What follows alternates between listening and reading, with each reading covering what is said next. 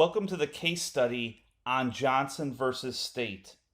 In this study, we will be looking at a case where the Supreme Court of Indiana analyzes the legality of a law enforcement agent's stop and pat down of a defendant. We will look at this case under the Fourth Amendment and under the purview of a Terry versus Ohio analysis. You can see from the date on this case, this is a very recent 2020 interpretation of the Terry case, which was decided by the United States Supreme Court in 1968. In our case today, pay attention to the power and the limitations placed on an officer during a Terry stop situation. Let's get started. First, in order to understand the holding in Johnson, we need some background. As with any case, we need to understand and appreciate where we are. This is a criminal procedure case. Very often in criminal procedure cases, we are concerned with the Fourth Amendment. The Fourth Amendment protects us as citizens from unreasonable searches and seizures by government actors. This is the portion of our Bill of Rights that stops police from kicking down our doors each day. It protects our person, our homes, our papers, our effects, so that we as individuals can coexist with a government that wields incredible power.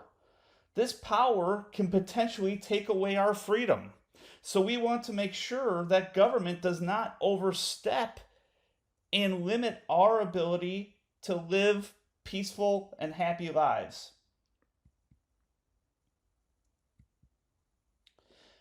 Now notice I mentioned unreasonable searches and seizures by government actors. So in this context, if your neighbor kicks down your front door, this is not a Fourth Amendment issue.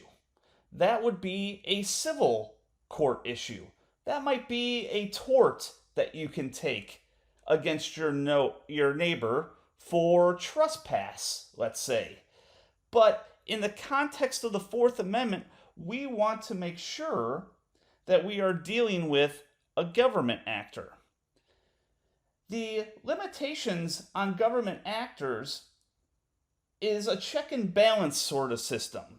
We want to make sure government actors have probable cause, which is often defined as a reasonable belief, and when they are able to, we want them to satisfy the warrant requirement of the Fourth Amendment. This ensures that police officers, when they are able, are seeking the second opinion of, let's say, a magistrate judge to make sure that they actually do have probable cause before they search us or they seize us. You can think back to the founding fathers and the framers of the Constitution. What they were worried about were those soldiers who were in fact kicking down citizens' doors and going through their papers and their effects to try to determine whether or not they were considered traitors.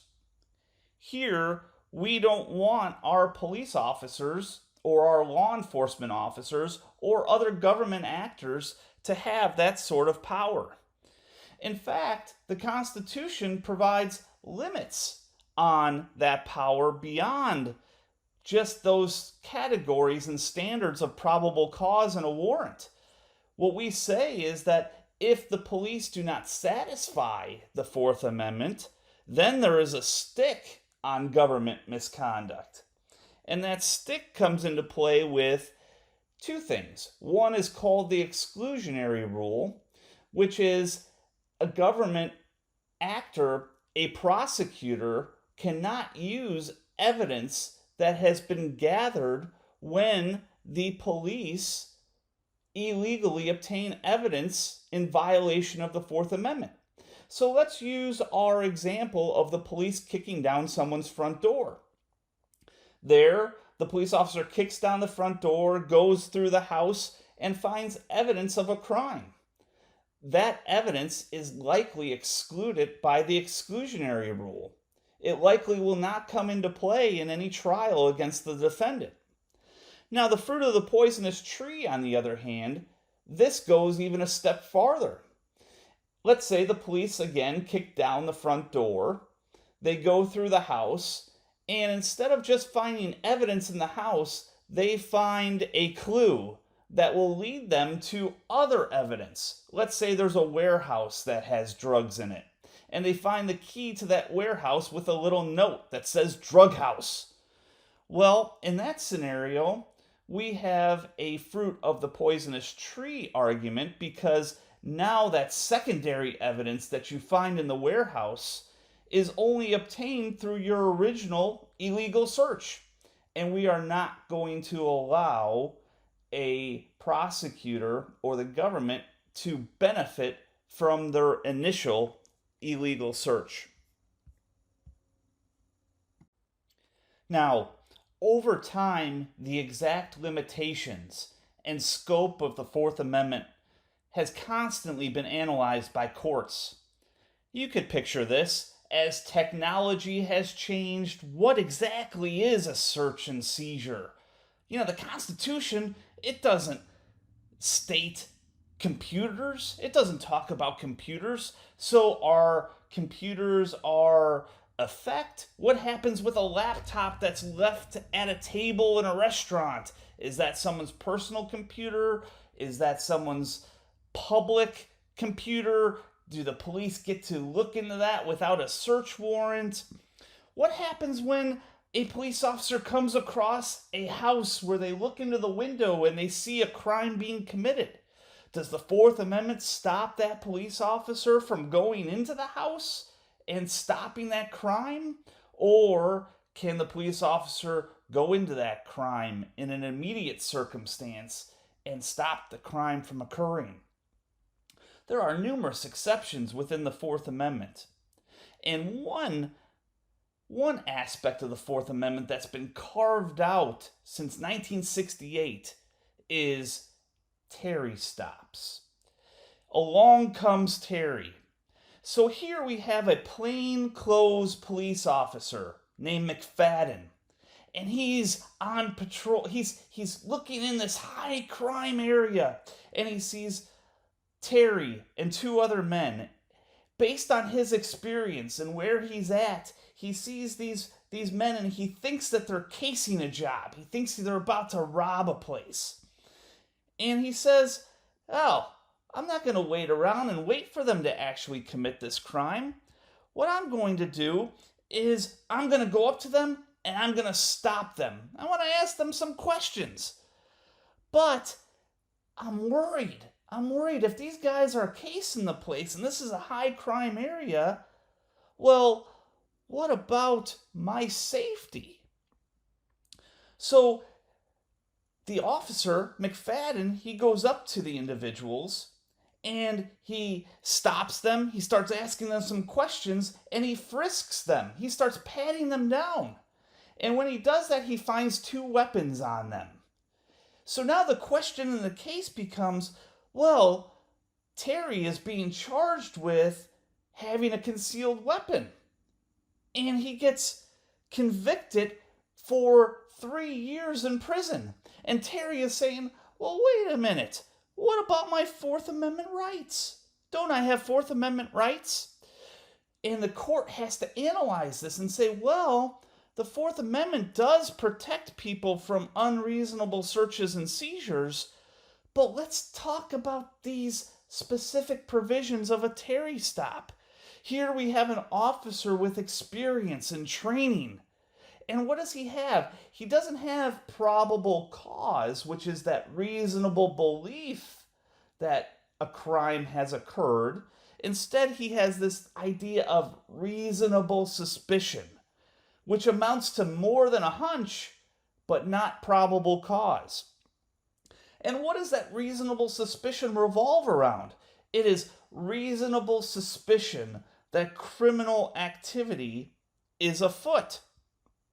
So the the Supreme Court, the United States Supreme Court in Terry versus Ohio, back in 1968 is saying, under these circumstances, we have a choice to make. The police officer either has to sit on his hands and wait for a crime to actually be committed, or can that police officer go up to a citizen in this high crime area based on his training and experience and walk up to them and stop them? Technically, that stop is that person on that street. Are they free to leave at that point? And if they're not free to leave, doesn't that impact the Fourth Amendment? Well, that is what the Terry case is about. And here, the United States Supreme Court says, now, we're going to allow a police officer to do an investigative stop when that police officer has reasonable suspicion that criminal activity is afoot, and that police officer can give specific facts which give this rational inference that this crime is about to be committed. Then we will allow a police officer to do this temporary Terry stop. But now we have the person stopped. So what happens now that the stop has occurred? What can the police officer do once Terry and his two buddies are stopped on the road? Well, in this case, in Terry versus Ohio, we have the stop, and then the officer says, I have this reasonable fear. I have this reasonable fear for my safety. I'm in a high crime area. I don't have a partner with me. I'm all alone. I think these guys might be about to rob the place. And here I am, stopping 3-on-1. What about my safety? I want to go home tonight. So when the stop has occurred and an officer has reasonable fear, now what we start to talk about is if a suspect is potentially armed and dangerous, like this scenario with Terry, now we start thinking about what happened in this case, where the officer goes up and pats down these three individuals to determine whether or not they have any weapons. But you see what this pat down is on the outer clothing of these three individuals. It's not reaching into their pockets. It's not pulling out things from their pockets right away.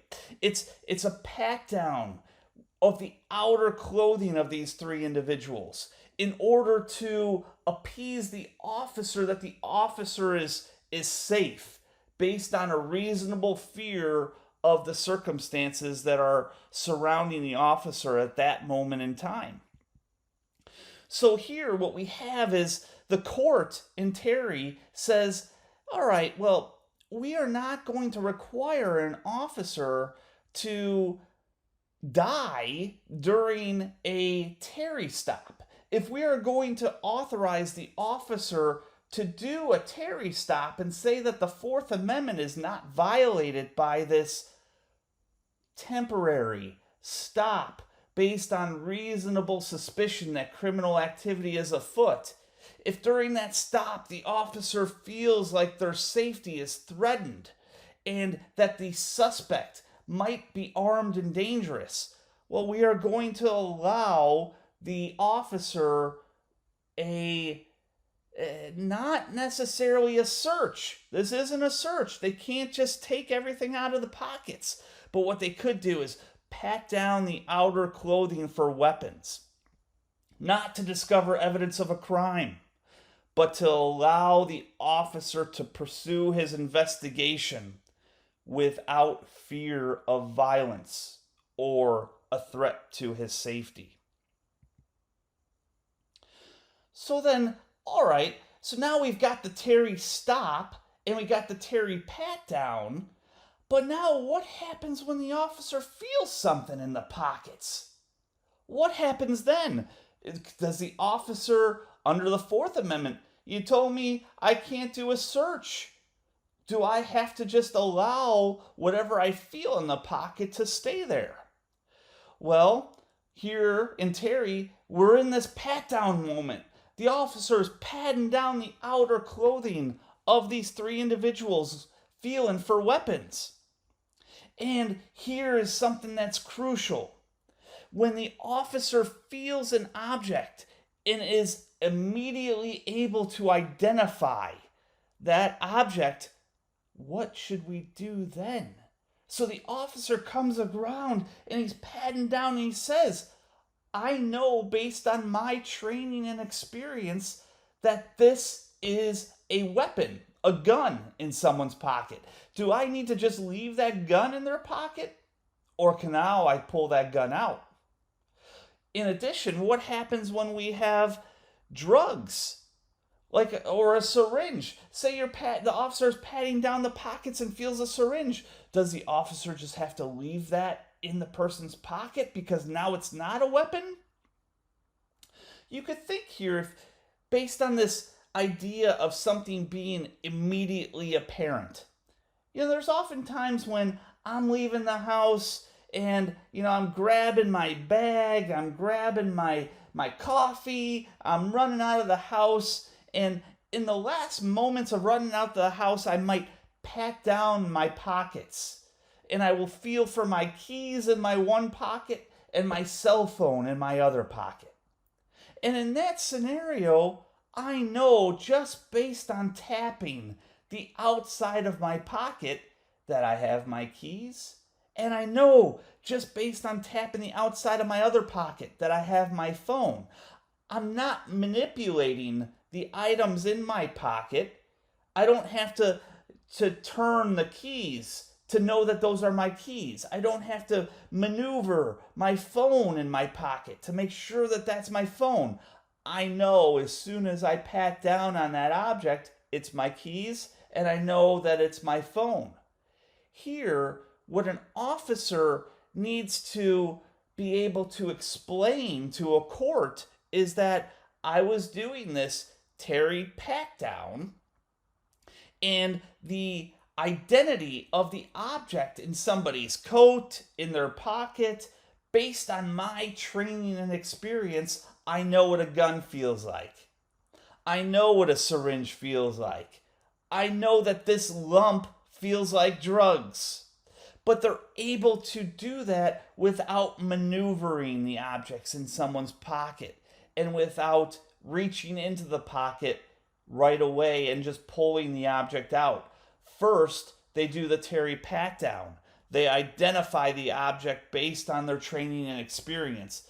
Then, what we start talking about, now that I know what this object is, I'm going to seize it. I'm going to seize that contraband regardless of whether or not it is a weapon or now potentially evidence of a crime. But the distinction we always have to be careful to make is that we cannot start the Terry pat down looking for evidence of the crime. The Terry pat down starts with the officer being in fear for his or her safety. From there, that pat down starts because the officer is looking for weapons to make sure that they can be safe during the Terry stop. But once that pat down starts to happen, what we have is a situation where we have to look and say, now the officer knows that there's evidence of a crime in the pocket. Now the officer knows that there is contraband or weapons. Now the officer could pull those items out. And this now leads us, now that we have this background on Terry versus Ohio and the Fourth Amendment, now we are primed and ready to take on Johnson versus State. So let's start talking about the relevant facts in Johnson versus State. Here, what we have is we have this scene, the lens, if you could just put yourself in a casino. And in this casino, a gambler sitting down at the machines, going back and forth to the tables, enjoying their time. This gambler is approached by a stranger, and that stranger is Johnson in our story here. Johnson approaches the gambler and says, "Hey, you want some white girl?"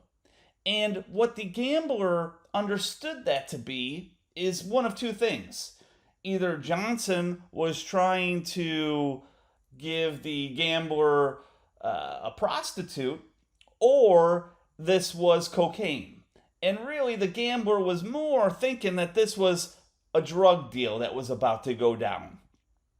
So the gambler reports Johnson to security and says, "Hey, someone in the casino, here's the description, just tried to sell me some drugs." And security says, "All right, well, I don't know if we're going to believe you right off the bat. Instead, we're going to go look to our video surveillance and see if this is actually going to, check out. Because I don't know you." But the security goes to the video surveillance and they see that this gambler is saying the truth. Here is Johnson approaching them. They see a conversation and it verifies exactly what the gambler said. So the security then calls up law enforcement. And here is where law enforcement now comes to the casino, and they are this one officer, Officer Wilkinson. He's a 13-year law enforcement veteran. He responds, and he's used to being in casinos and in law enforcement, specifically within casinos. He responds and he says, I'm comfortable with this. I know what happens in casinos. I know drug trends, and I've been involved in criminal issues for most of my career. So Wilkinson shows up and he interviews that witness, that gambler, and he says, "Hey, I'm going to ask you some questions. I want to make sure you're telling me the truth." And he also watches the surveillance video as well. So now he's trying to verify what the gambler said. What happens next is, the casino wasn't very crowded at this time of day. The officer, Officer Wilkinson, he's able to locate Johnson pretty quickly in the casino. He's seen the security footage, he has the description, and he finds Johnson in the casino. And he informs Johnson. He says, "Listen, this gambler over here, he just reported to me that you were trying to sell him drugs." So Johnson voluntarily follows Wilkinson to an interview room in the casino. Now, it's important to note this little interview room. There is Wilkinson and there's Johnson, and it's a confined space. So in this situation, we're thinking, all right, well, there was this potential drug deal going on. There's one officer and there's Johnson. There's no one else around. It's a confined space. So Wilkinson says, "Well, I'm going to pat you down for officer safety." He discovers a lump in Johnson's pocket and he says, "I'm trained to recognize drugs." So what Wilkinson does is he touches on that lump and he reaches in and he removes the baggie filled with white powder and arrests Johnson. Now, interestingly enough, this white powder turned out to not even be drugs. But here, what was happening was Johnson actually trying to sell drugs, even if they weren't drugs, to the gambler. So the court has to make a decision here. Just like we were talking about in Terry versus Ohio, the court had to make a decision. And that decision, you can see, is a decision, is this a Terry case or is this the Fourth Amendment case? If the Fourth Amendment applies, what we have to worry about is Wilkinson is potentially seizing Johnson and saying, "You're not free to leave." Although Johnson voluntarily came with Wilkinson to the room. In addition, Wilkinson patted down Johnson and reached in and took out the lump from his pocket, which is arguably a search under the Fourth Amendment. So, the first issue that the court has to deal with is whether a Fourth Amendment or a Terry analysis applies to Wilkinson's stop, pat down, and that recovery of the potential drugs, that baggie recovery from Johnson's pocket. What the court says is, all along the way, you have to remember this is in the Supreme Court of Indiana. So this has a lot of procedural history leading up to this. And along the way, the lower courts in the Supreme Court of Indiana's decision says the lower courts mistakenly focused their analysis on the Fourth Amendment, on probable cause, and on search and seizure. This isn't a Fourth Amendment case. This is a Terry versus Ohio case. There is a clearer path to dealing with this issue. We don't have to go down probable cause, search and seizure, the Fourth Amendment, and judge the officer's actions under that lens. Instead, let's talk about this case along the lines of a Terry stop. Okay, so now that we are comfortable in knowing that this is a Terry versus Ohio situation rather than a Fourth Amendment situation, let's talk about the main issues in the analysis in this Johnson case. Here we had 3 issues to resolve. First, we have Wilkinson's stop of Johnson under Terry. We also have Wilkinson's pat down of Johnson under Terry. And then third, we have that seizure of the baggie removed from Johnson's pocket under Terry. As far as issue number 1, the question is whether Wilkinson had justification to stop Johnson under Terry. Here, if you remember, under Terry, we have to pay attention to the stop. And we return to this standard of reasonable suspicion that criminal activity is afoot. Well, here we have a third party, a disinterested third party. This is just some good Samaritan who's in the casino gambling. This third party comes up and he reports the drug deal or the potential drug deal to security. This person didn't have anything to gain by doing this. He was disinterested. He was just a good Samaritan. And here, this person, not only did they report the potential crime, but this good Samaritan also stayed at the scene. And this became important for the court because the court said, well, by staying at the scene, this informant subjected himself to criminal liability. If he wasn't telling the truth, the police officer could say, so now you're trying to file a false police report and you're trying to waste my time? Why would you do that to me? And he would potentially be subjected to criminal liability. In addition, the Good Samaritan, this gambler, his story all checked out. Everything he said was true. They verified this on video. A lot of times we don't have videos. And a lot of times we have informants that aren't identified. We have no way of knowing who the informant is and to check up on their story. In those situations, we might be taking their word that this is what's actually occurred or what's about to happen. Here, we don't have any of those concerns. So the takeaway from this stop for the court is when the tip from an identified informant or a concerned citizen is coupled with corroborative police investigation, an officer has reasonable suspicion for an investigative stop. Here, Officer Wilkinson had reasonable suspicion based on this informant's tip. The informant stuck around. The informant's story was verified. They had reasonable suspicion to try to find Johnson in the casino And once Johnson was found, to do that temporary stop to determine whether or not criminal activity was afoot.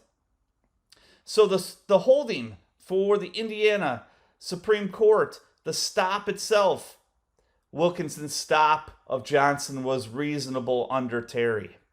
So now we turn to issue number 2, the pat down. Can Officer Wilkinson, can he pat down Johnson? Remember, let's put this into context for a minute. We have the situation where Johnson is in a casino. There's a bunch of other people around this casino. We have a report that Johnson is trying to sell drugs. And the question becomes whether Wilkinson's pat down of Johnson under these circumstances was illegal. Because what the defense is trying to argue is they're saying, there was no evidence that Johnson was armed and dangerous.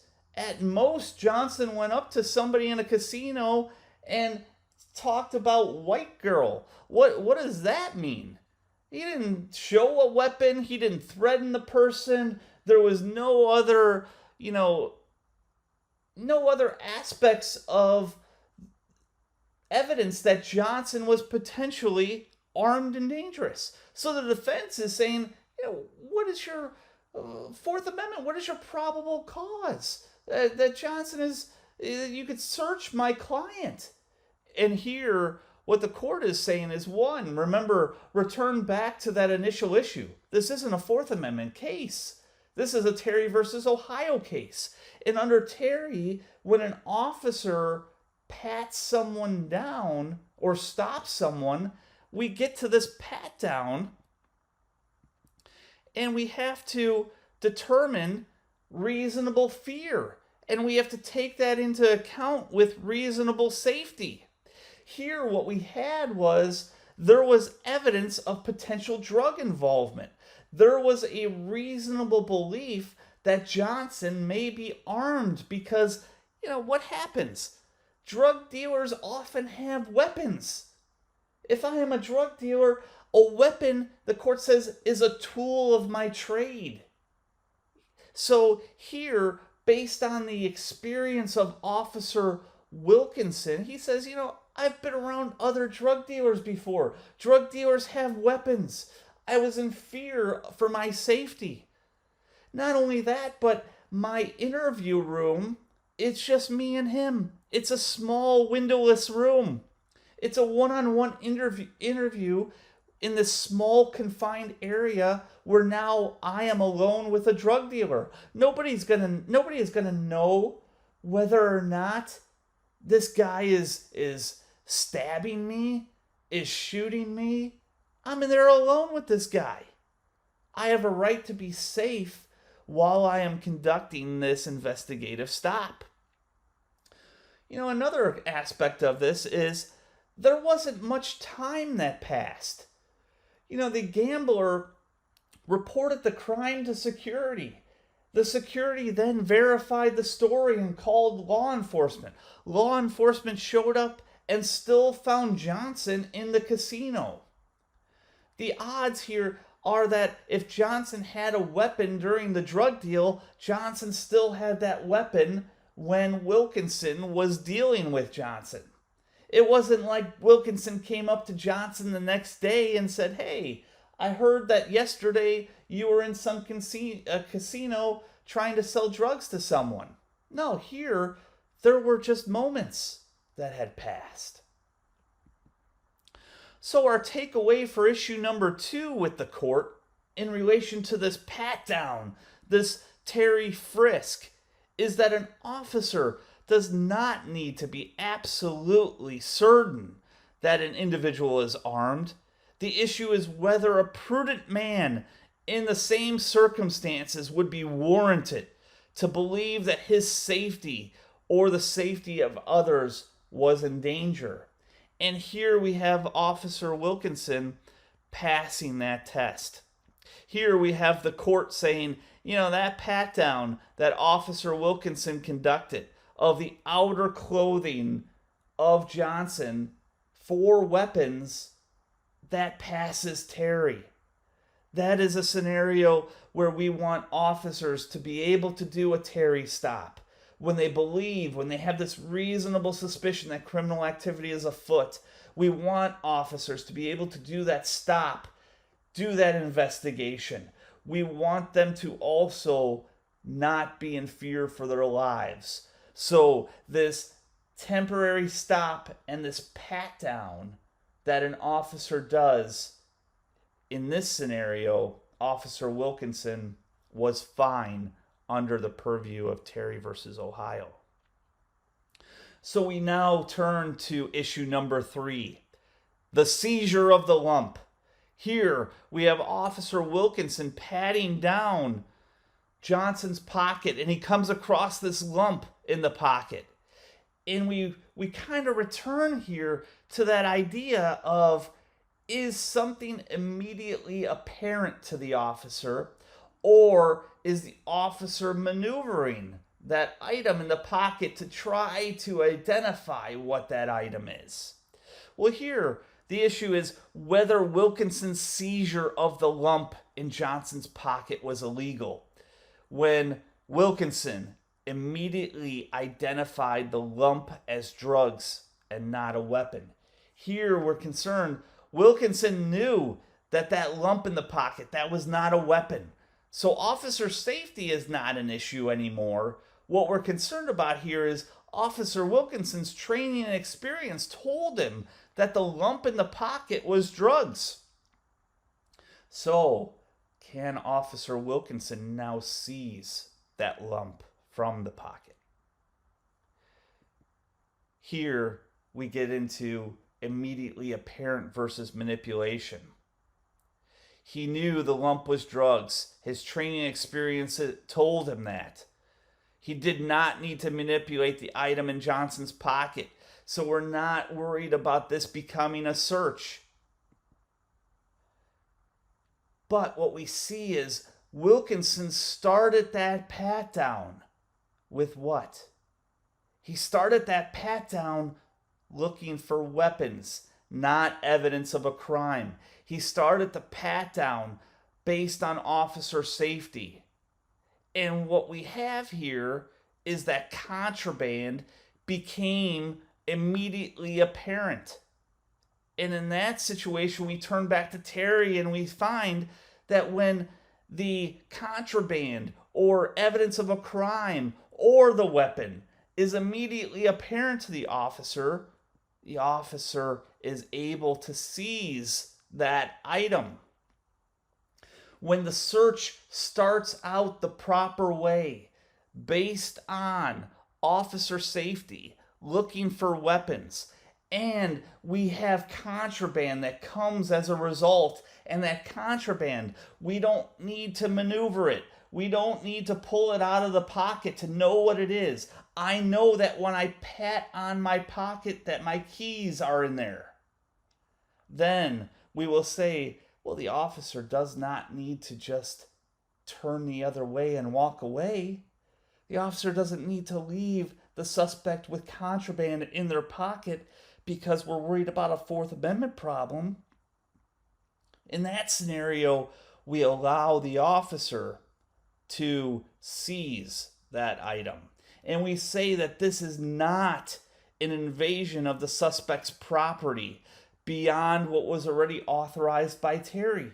Because here, if I'm patting someone down for the proper purpose, and it just so happens that I'm able to identify drugs in that same pat down, then I am able to seize those drugs the same way that I would be able to seize a weapon if that was a weapon in someone's pocket.